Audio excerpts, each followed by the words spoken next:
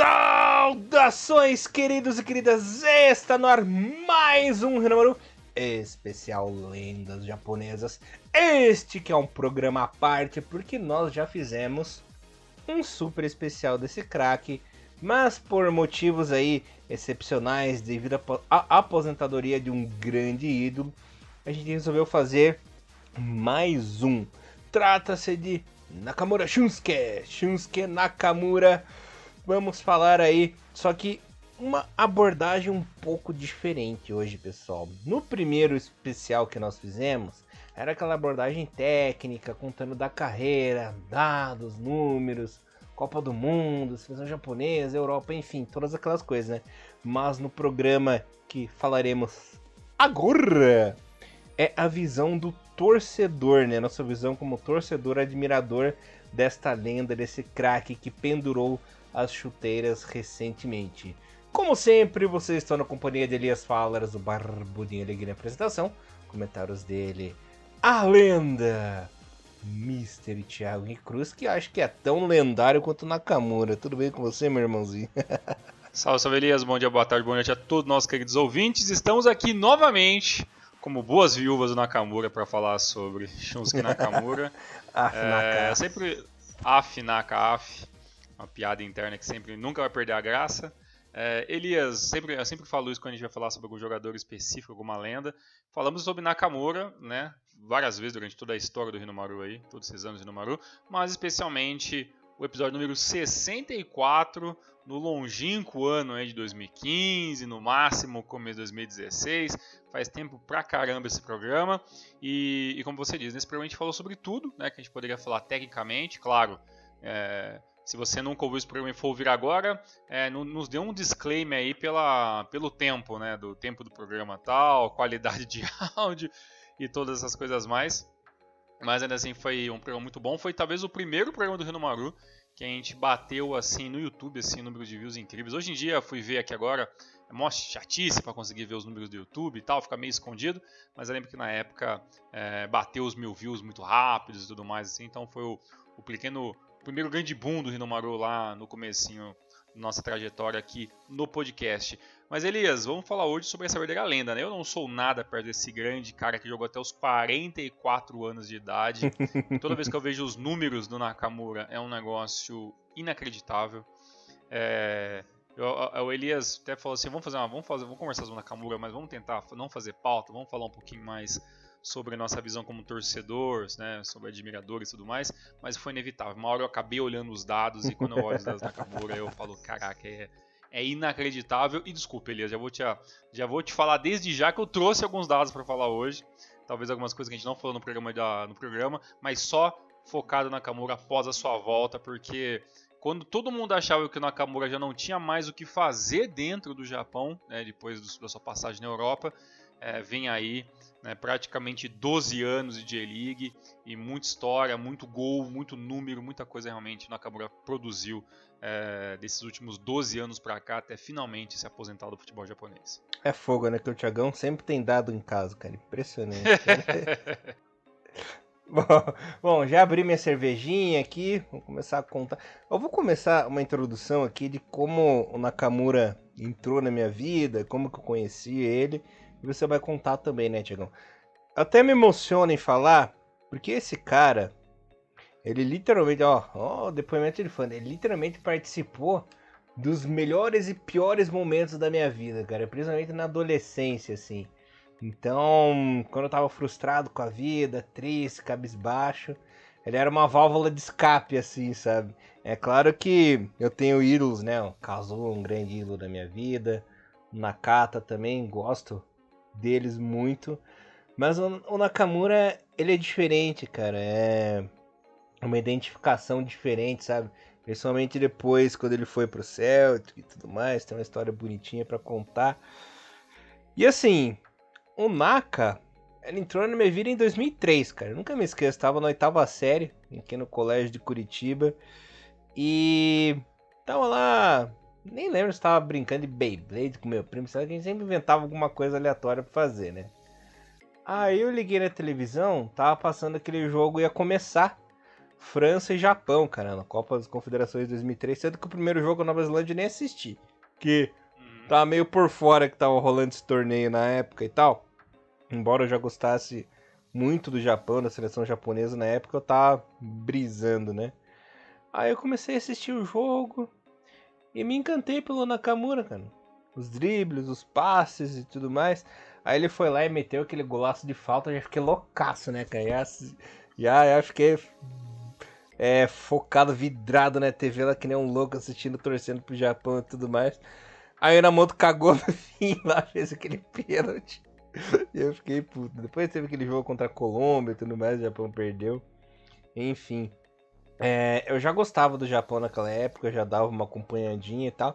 Mas você sabe, né? 2003 a internet era uma desgraça. Muito difícil, nossa, era muito difícil. Horrível, né? horrível. Então eu me interessei. Comecei a acompanhar um pouco a carreira do jogador. Era complicado porque ele tava na Redina, né? Na Itália naquela época. Era difícil de passar. Passava de vez em quando o joguinho da Redina contra um Milan, uma Juve, uma Inter de Milão. Na ESPN na época, né, que tinha os direitos, né, de transmissão, assim, a gente assistia algum joguinho. Eu comecei a acompanhar o Nakamura pra valer mesmo fora da seleção, só em 2005, quando ele foi pro Celtic, né, que era muito mais fácil você achar uns links, uns joguinhos do Celtic ali no Piratinha, né, Tiagão, do que achar alguma coisa da Redina. Nossa, era muito complicado, né. Então, o Nakamura, cara, ele fez parte da minha adolescência, assim. Daquela época gostosa que eu guardo com muito carinho, com muita alegria, assim, no meu coração, né? Inclusive, depois que eu vi aquele jogo contra a França, eu comecei a imitar o tipo que o Nakamura batia a falta, né? Eu ficava o dia inteiro na escola. Ficava que nem um imbecil lá. Eu consegui pegar o jeito, comecei a bater falta bonitinho, assim. Aí eu lembro que eu tinha uma chuteirinha de futsal da pênalti branquinha, sabe? Aí o que eu fiz? Eu peguei e escrevi assim os kanjizinhos do Nakamura na chuteira de caneta mesmo. Fiz uma bandeirinha do Japão e aquilo virou a minha chuteira xodó, sabe? Pra jogar bola. A chuteira era branca, eu joguei tanto com ela que ela ficou amarela. Você vê, são histórias legais quando a gente vê. Que nem a gente veio de uma época onde acompanhar o futebol japonês era quase impossível, né? Porque depois que teve aquele hiato, né?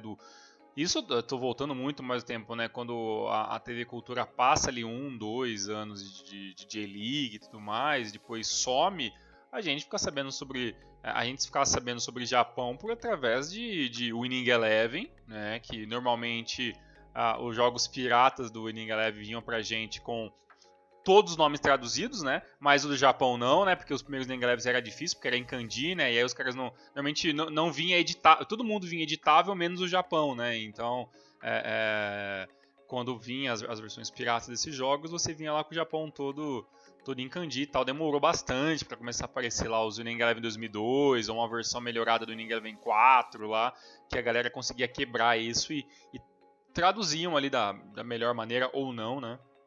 O nome dos jogadores japoneses. Eu vou falar pra você, Elias, que tirando os jogos da Copa do Mundo ali, né, que de 2006, que eu já conheci, eu já sabia quem era o Nakamura na Copa do Mundo 2006, né? Eu lembro de 2002 assim, ter visto uma coisa ou outra, mas ainda 2002 era muito, eram os jogos do Brasil, tal, então o Japão era um negócio muito ainda distante pra mim. E eu lembro, cara, de quando talvez assim eu consegui ver algumas coisas de highlights de Copa do Mundo. Foi alguma coisa ali de 2005. Eu acho que foi até um qualifying para alguma coisa. Qualifying para a Copa do Mundo, que foi um Japão e Bahrein, eu acho, alguma coisa assim, que o Nakamura fez um gol não fez um gol, ele deu uma assistência nesse jogo. Então, Thiagão, isso aí o Zico ajudou muito, cara, na divulgação, porque na época que o Zico era o treinador, passava muito jogo das eliminatórias na Band Esportes e na Sport TV. Ou pelo menos os highlights, pelo menos. Né? Mas passava um joguinho ou outro. Passava? Assim, eu lembro de ter visto alguma coisa de reportagem, mas não lembro de ter visto o jogo inteiro. A Copa da Ásia eu assisti no canal árabe, né? Que eu te falei aquela vez. Isso. Eu assisti inteira. Inclusive, eu assisti ao vivo aquele drama contra a Jordânia. E os caras árabes... Que era a Copa da Ásia 2007 só faltava soltar já, uns né? foguetes. 2004. 2004. A 2007 também vi no canal árabe. Entendi. Que eu lembro que 2007 eu não tinha assistido inteiro. 2004, tanto que a gente até fez depois da final de 2004, Japão e China lá e tudo mais. Nesse aí eu fui ver, anos depois. Já era 2012, 2013, quando começou a pipocar esses jogos na internet, né? E eu lembro exatamente disso, de ver highlights de alguns programas esportivos no Brasil, né, o time que o Zico obviamente fazia um lobby até muito bom, né, sobre os jogadores japoneses, os melhores, a galera tal.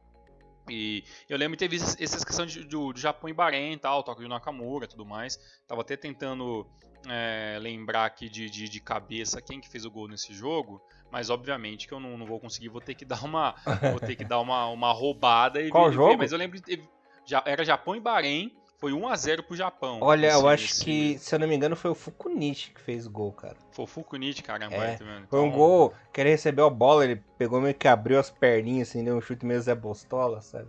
Caraca, Fukunishi, olha, deve ser. O meu tá meio lento aqui, o meu. Vamos ver se você acertou, que agora, depois de tanto tempo, abriu. Foi o gol do Ogasawara. O Fukunishi fez no outro. Nakamura pro Ogasawara. Então foi em outro jogo. E aí acontece... Pode falar, desculpa. Não, e aí depois disso aí que passa, a Copa da Ásia e tudo mais, as qualifiers, aí eu fui ver mesmo os jogos das Confederations Cup, né? E aí... você diz na Copa da Ásia. Isso. Eu confundi com o jogo das eliminatórias, cara.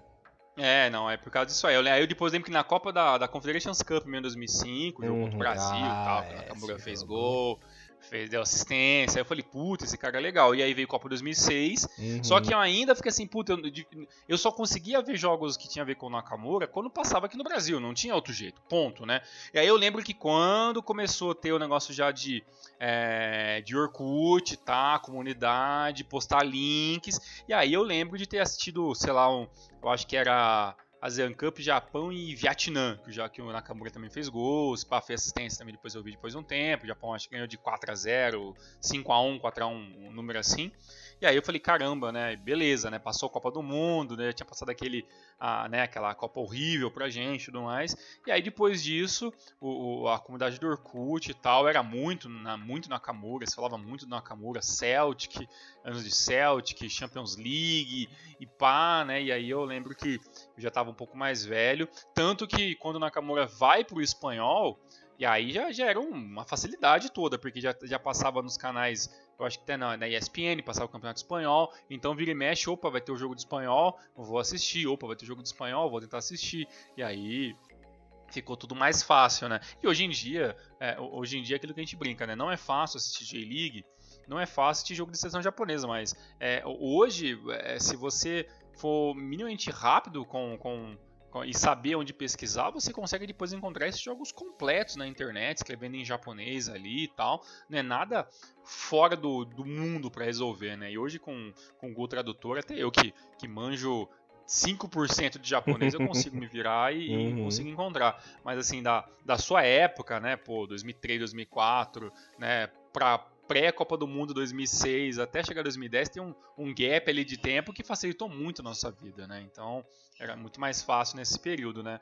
E como você falou, né? Você vê um jogo, você vê o cara fazendo falta, você vê o cara driblando, você vê o cara como que era a movimentação dele, querendo ou não, era diferente daquilo que a gente via no Campeonato Brasileiro, por exemplo, né? Era uma outra pegada de jogador, era uma outra técnica para bater na bola, né? Então, assim, se você já era meio adepto a querer ser fã de futebol japonês, já gostava muito do futebol japonês e ver um cara fazendo isso, putz, cara, isso aí é inacreditável. E eu vou admitir para você também, Elias, que o fator super campeões também foi um negócio que me pegou assim inacreditavelmente, né? Devido àquele pôster, né, que era metade o Tsubasa Ozora, e a outra metade era o Nakamura, né, com a camisa do Japão 2006, que era um pôster incrível, tal, fudido pra caramba. Nunca achei em qualidade grande, mas eu tenho essa imagem guardada em alguma HD externa minha. E isso aí, claro, ajudou muito a chamar muita atenção desse jogador. Sim. Nossa, Thiagão, lembrando que o Nakamura, ele foi o primeiro superstar, assim, da era da internet, porque assim, sim, teve o Kazuki que ainda é período analógico, o Nakata naquela transição, né, Thiagão? Mas da internet, de TV digital e tudo mais, o grande superstar, o primeiro foi o Nakamura, né? Então, do pessoal da nossa geração, que na época ali, no começo dos anos 2000... Agora a gente tem, do pessoal que hoje em dia tem seus 30 anos, sabe? 33, por aí, 29, 35... 90%, 95% ouso dizer essa galera, tem como maior ídolo o Nakamura, né? Então, ele abraçou muito a galera. Inclusive, o pessoal fala do Zico, né? Mas o que popularizou o futebol japonês no começo dos anos 2000 ele foi o Nakamura, cara. Principalmente nesse lance do Win Eleven, que era um cara que todo mundo queria contratar na Master League, né? Também. E ele, de Porque fato... era barato, né? É, Bom e então. barato, né? O famoso Exato, bom e bom e barato. barato. Ele que foi o cara que divulgou o Japão na nossa época ali, né? Uma pena que a Copa de 2006 deu no que deu. Se tivesse sido diferente, quem sabe a gente não tava num lugar melhorzinho ainda, mas enfim, né? Exato. E lembrando também, quando a gente fala de Copa 2006, lembrando que nós temos aí uma enxurrada de programas falando sobre a geração de ouro, especial sobre a geração de ouro. Procurem aí no nosso canal também, que a gente já falou bastante sobre essa seleção de 2006, também vários momentos também do Hinomaru também. O que não falta é acervo, né? Conhecimento nosso, assim. E Exatamente. continuando a história, quando ele foi pro Celtic, aí, nossa, meu Deus, cara.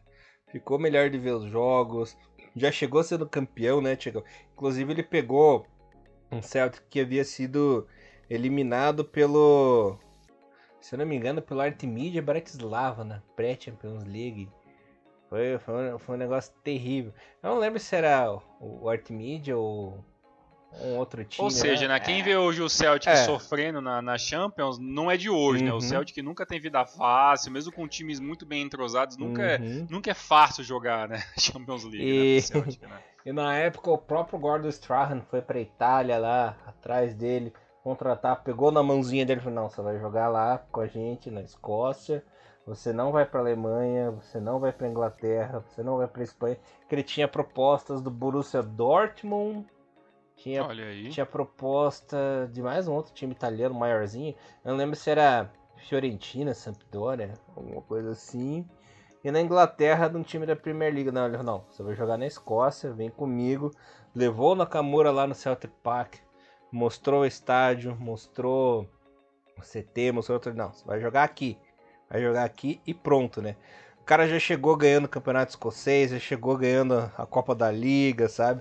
Foi empilhando troféus ali, virou ídolo, virou um cara de status maravilhoso no time. E eu acompanhando, né, cara? Nossa, aí chegou... Vou contar uma história engraçada pra você, posso, Thiagão? Pode, fica à vontade. Temporada 2006-2007, naquele primeiro jogo, né? Jogo de abertura da fase de grupos. Manchester United e Celtic, né? Nakamura fez aquele gol de falta, já fiquei louco, né? Saí comemorando e tal, que nem um doido varrido. Aí o Gravesen vai lá e caga no jogo, né? 2 falhas lá, o time perde por 3-2 por culpa desse careca, filha da puta. Eu posso xingar careca porque eu sou careca, né? Cara, aí no jogo do retorno, fase de grupo de novo, aí no Celtic Park, né? Nakamura me acerta aquele golaço de falta. Cara do céu. Eu saí correndo pelo apartamento. Eu lembro vagamente dessa história, só que uma vez você já deve ter me contado isso em algum momento. Saí correndo que nem um doente, cara, gritando, que golaço, que golaço, que golaço, que golaço.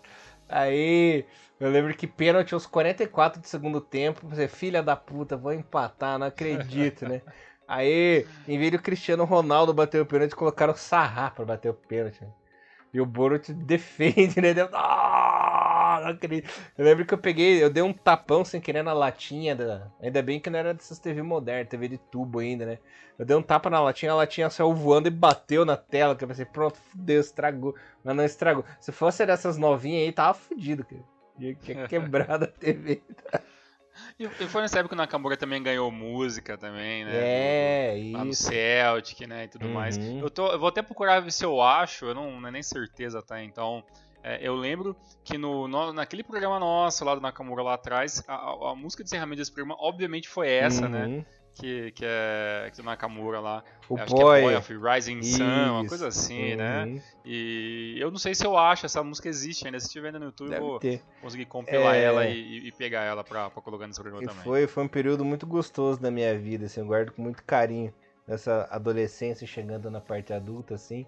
E daquele famoso Old Firm, né, de 2007, 2008, que era certo aquela trivela, que, nossa, que foi, Aí... inclusive, naquela época, o Celtic, ele tava 9 pontos atrás do Rangers na classificação, né?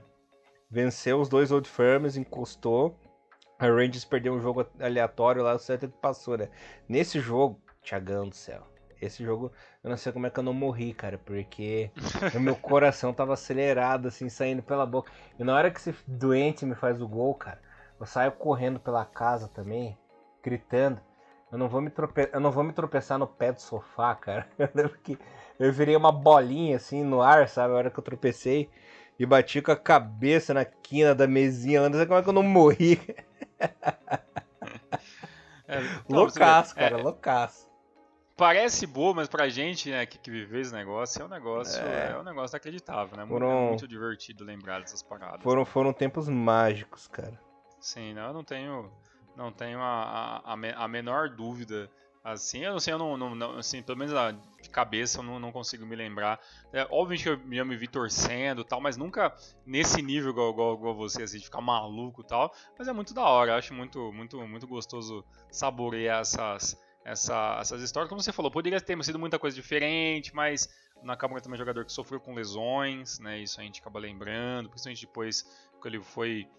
Que ele sai do Celtic, ele com seu melhor período como jogador na Europa, e aí, pô, ele foi indicado 2 vezes, né, pra bola de ouro, né, coisa que só tinha acontecido com o Nakata, né, perdão, não foi indicado uma vez, né, e antes dele só o Nakata também tinha sido indicado, né, e passa a Copa, chega 2010, né, que é uma Copa legal, mas a Nakamura teve muito pouco, teve espaço, mas nem tanto, né, como a gente queria, e ele anunciado, volta para o Marinos, e muita coisa legal acontece depois desse período também, né, Elias? Ganha mais uma vez MVP, leva ao Marinos a quase um título, né, em 2013 na J-League, né, ganha, se não me engano, acho que, não sei se foi Lovan Cup ou a Copa do Imperador, que o Marinos ganha um pouquinho antes disso, mas leva o Marinos até praticamente perde por 1 ponto, né? E nem é obviamente por culpa dele também que o Marinos não foi campeão naquela temporada, foi pelo vacilo do próprio do próprio time e se não me engano foi nesse ano 2013 mesmo que ele acabou ganhando também a segunda vez como MVP da temporada. Então, putz, assim, uma história riquíssima, né? Riquíssima mesmo. Elias, para você assim, em questão de seleção, você consegue assim apontar talvez o melhor jogo do Nakamura que você assistiu assim em questão de seleção? Para mim é muito difícil apontar, então eu fico obviamente com Japão e Brasil de 2005 assim, né? Então para mim aquele jogo ele fica muito enraizado na minha cabeça, talvez por ser ter sido um dos primeiros que eu assisti também, né? Eu não digo que tenha sido o melhor, mas o mais emblemático, né? O mais marcante, assim, que mostrou do que ele era capaz. Inclusive isso empolgou a gente para a Copa do Mundo, né, Tiagão? Que pô, o cara teve uma apresentação de gala contra a seleção brasileira. Por capricho, não fez 2 gols, né? A bola acabou beijando na trave naquele segundo lance que o Oguro fez o golzinho dele, né? Então, dá para escolher esse como a melhor atuação dele na seleção. Claro que tiveram outros jogos que ele arrebentou e tudo mais, mas esse aí é o mais emblemático, mais histórico, assim, né? É mais contra o E teve Brasil. outros jogos também que ele acabou fazendo 2 gols também. A gente tava até conversando antes, né? Teve que Japão e Honduras, o Nakamura fez até tava até vendo onde gravar o programa, né? Que ele faz um gol de cabeça, né? Que é muito fora do normal, né? Teve outro jogo lá, se não me engano, o jogo da Japão e perereca. Suíça, que ele fez 2 gols também da assistência também, amistoso, né? Então, se a gente for parar pra pensar, tem vários jogos assim que até jogos que o Nakamura não fez gol, né, mas que ele foi extremamente importante ali, né, na questão de organização, né, e tudo mais, né, que nem, pô, eu lembro que pré-Copa do Mundo ali, teve um Japão e Gana que o Japão ganhou de 4-3, o Nakamura mega importante no sistema criativo, tal, puxar a marcação, sabe? Então, era um jogador que que era muito importante em vários setores. Agora, uma coisa que eu às vezes fico pensando, Elias, e aí é um negócio muito meu, assim, né? A parte legal, talvez, assim, da Nakamura ter jogado até os 44 anos é que muitas gerações conseguiram ver ele, né? Todo mundo que gosta de futebol japonês, uma hora, né, que ouviu o Hinamaru, que acompanha outros projetos, ou que, né, uma vez já passou pela gente ou não, ou que ainda é aqui nosso ouvinte, já deve ter se interessado por ver um jogo antigo ou outro, né, ter assistido alguma coisa ali. E uma coisa que eu acho interessante é que o Nakamura, até o final da carreira dele, ele sempre jogou na posição que ele sabia jogar, né? Então, dificilmente o Nakamura é aquele cara que era forçado a jogar em outras posições, né? Então, no máximo que aconteceu foi ele jogar um pouquinho mais pro lado ali, né? Como um ponta direita, tal, mas não é um cara que foi obrigado da carreira a ter que se adaptar a outros, né? A outras posições, para o cara ter a possibilidade de jogar ali mais tempo, né? Então eu acho isso muito bacana. No entanto, talvez isso não tenha sido também o problema, talvez ali que o Nakamura tenha às vezes tido dificuldade em se adaptar agora no final da carreira, talvez é o cara que joga de meia atacante, no máximo de segundo atacante, sabe jogar pelas pontas, obviamente. Se você for ver em toda a história do Nakamura, teve jogo que ele jogou como ponta esquerda, tem jogo que ele jogou de volante, tem jogo que ele jogou de meia esquerda, meia direita, um pouco mais, né, do meio campo para trás, mas basicamente a carreira dele foi toda pautada por meio campista ou ponta direita, né? Isso aí, né, é indispensável. Mas será que talvez o Nakamura, na questão da idade, chega uma hora que ele não conseguiu mais desenvolver esse meia que ele sempre foi? É isso que eu ia comentar com você, Tiagão. Pela idade avançada, ele não conseguiu acompanhar esse dinamismo do futebol, né? Que o futebol vai evoluindo, vai mudando com o tempo, né? E isso acabou por atrapalhar. Ele acabou ficando para trás. Muito pelos esquemas que são usados hoje em dia, né? Isso é verdade, né? Os esquemas táticos, eles acabam até forjando um pouco como que é o futebol hoje em dia, né? Então, se você vai pensar em um 4-5-1, né? Nessas várias variações de 4-3-3, ou hoje mesmo uma equipe jogando com 3 zagueiros, né? Então voltou a moda dos 3 zagueiros, né? Então, a não ser que você esteja ouvindo esse podcast em 2040 e hoje seja uma piada a história de jogar com 3 zagueiros, mas em 2022 voltou-se muito nesses últimos 2 anos a moda de 3 zagueiros, né, e tudo mais. Então você vê várias seleções hoje voltando a jogar com 3 zagueiros e tudo mais, e as equipes obviamente acabam emulando isso de alguma maneira, né? Então eu acho bacana que o Nakamura nunca tenha sido forçado a repensar sua carreira como um volante, porque seria muito triste, né? Por mais que ele tenha jogado, se não me engano, são como volante, mesmo o Nakamura tem ali um ou 2 jogos na carreira, mas todos ali que ele foi adaptado por um momento específico do time, né? Não que ele seja obrigado a jogar 90 minutos assim.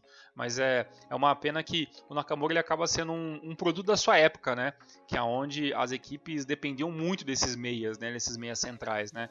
E com o avanço e a mudança de como que joga o futebol, o próprio Nakamura ele vai se tornando um pouco, eu não vou dizer obsoleto, né? Porque o Nakamura até com mais de 40 anos estava fazendo gol, né? Pelo Oklahoma FC, dando passe e tudo mais. Mas como meia pensante que ele sempre foi, fica um pouco mais difícil de jogar aquele futebol, até porque hoje tem muito menos espaço, é um futebol muito mais pegado, é um jogo muito mais corrido, né? E o Nakamura sempre foi aquele cara que pensou mais, né? Sempre driblou muito bem, mas sempre pensou mais do que correu, né?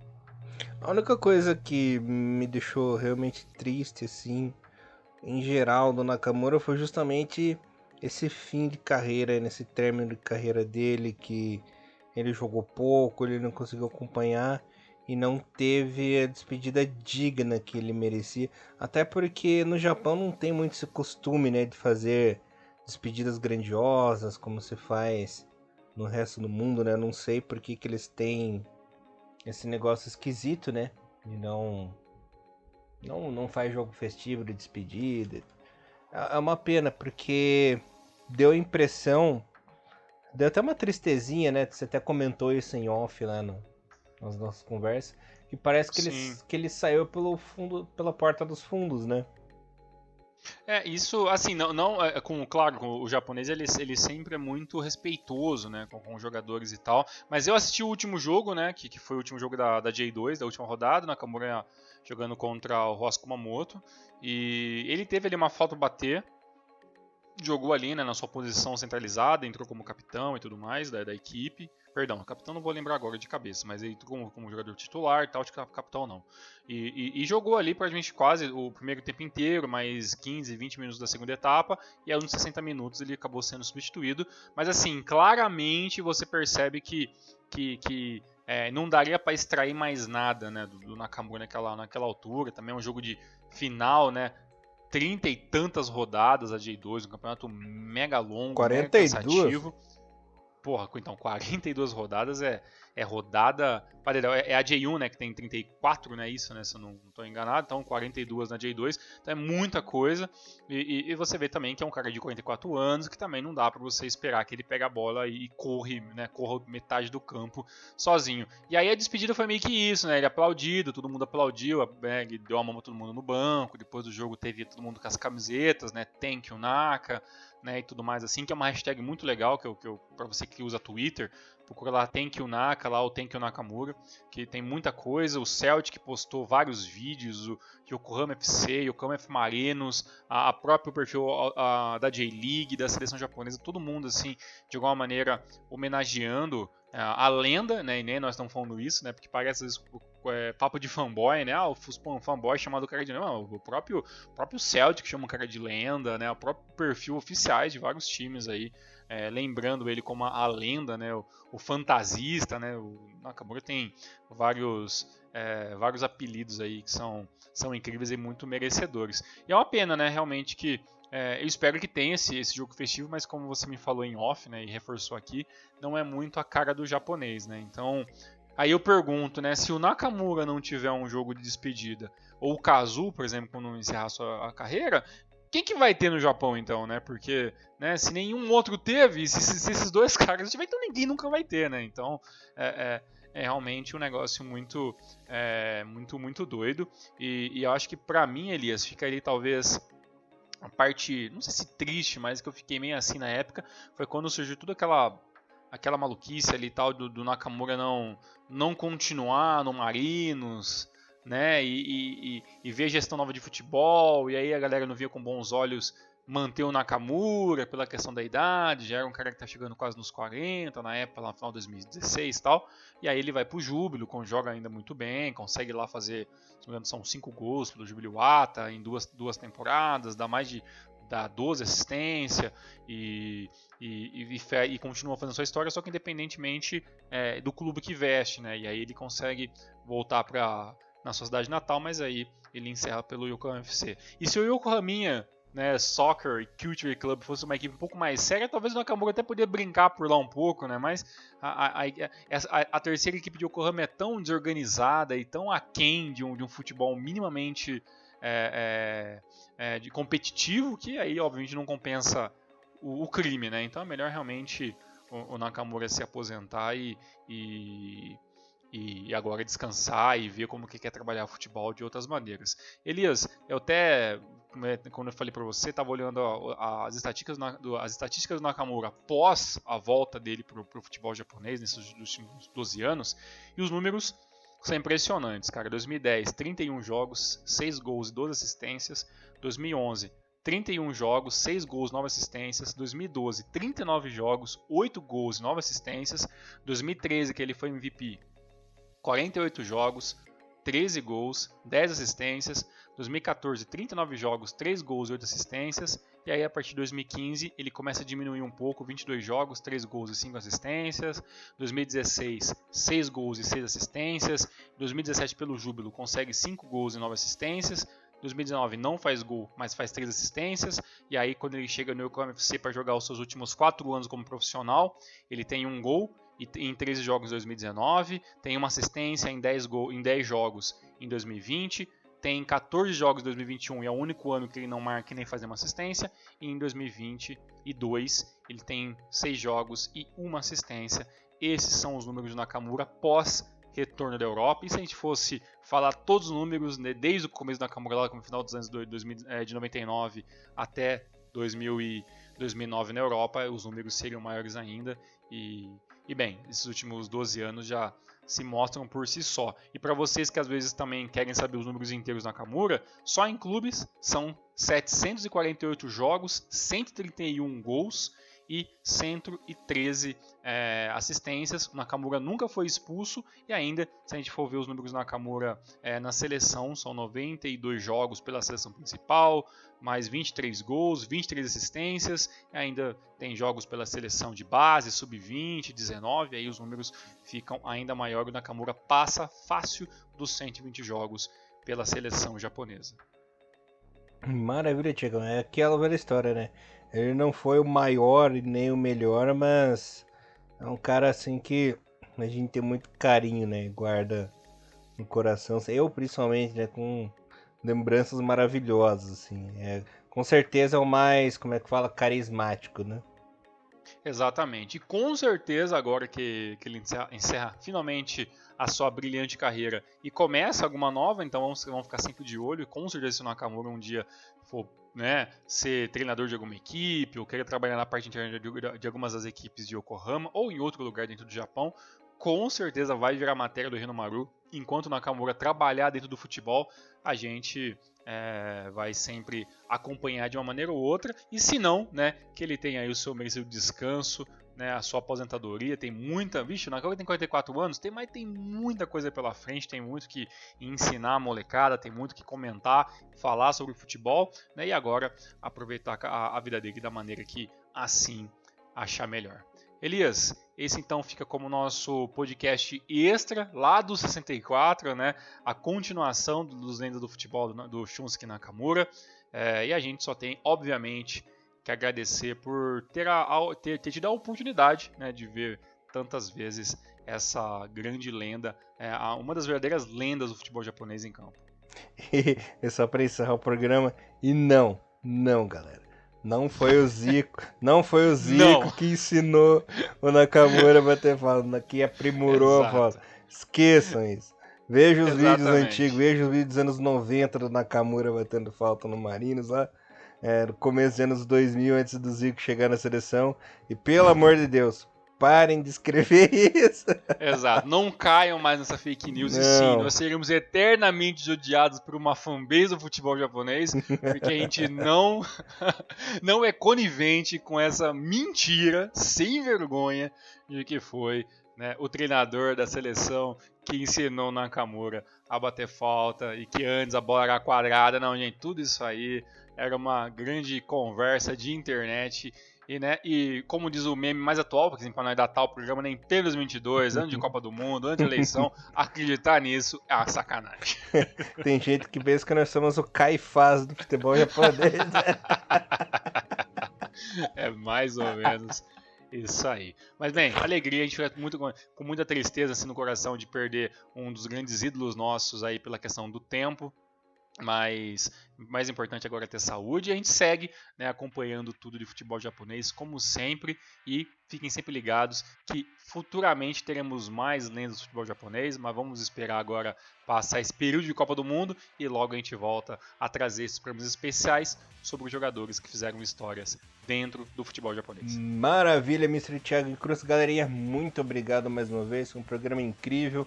Poder compartilhar essas nossas histórias aí, nossas alegrias. Nos vemos na semana que vem, né? Tamo junto, valeu, um forte abraço a todos vocês. Até semana que vem. Um abração, galera. Hiromaru, levando o melhor futebol japonês pra vocês, galera. Valeu! Valeu, tchau, tchau. Sonora.